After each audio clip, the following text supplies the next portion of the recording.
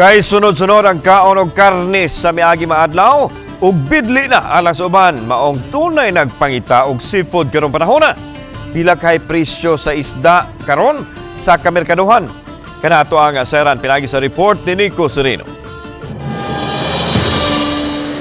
Sa Mandaue City Public Market, gisiguro sa magtiayong inot nga makahapit gyud sa fish section. Seafood ang ilang gipangita for a change na sabkuno. Lami mga isda ron kay kuan, murag makaluya ang karne. Makaluya sa lawas. Tumo na inyo gikuan sa karon. Ngita mig isda.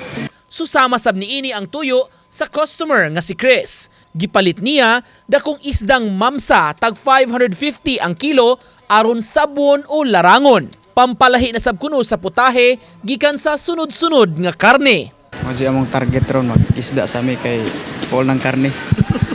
Ngano man sir pilang adlaw nang karne kay sige daig sa man mga Last week pa lang gikan la pagka company party siging ka karne. So ngita kita kuan lahi na sad nga putahe. Mabito ni ngari ko kay basi pag naidagang mamalit isda kay bidli biyang karni. Nya basi paghalin ba karon taod basin pa. Sa maong merkado sa Mandaue, kini ang presyo sa gibaligya nga seafood. Lapu-lapu 600 ang kilo, 600 usab sa dakong katambak, rompe 350, bangus 180, aninikad 120 ang kilo, 50 usab sa guso. Dili hinon kaayo daghan ang namaligya sa adlaw sa Pasko, apan daghan sang klase sa isda ang ilang gibaligya. Aminado hinuon ang uban nga manindahay, di pa kaayo daghan ang namalit kaganiha nang hinaot sila nga mudaghan pa karong hapon o gabii. Maong ang ubang tindera ni pamenos na lang una sa presyo, pampabawi lang sab sa puhunan. Sama sa bangus nga gikan sa 200, 180 na ang kilo.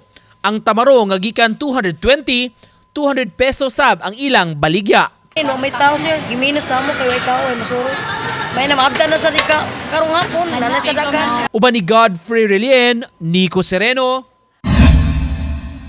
Balitang Bisdak.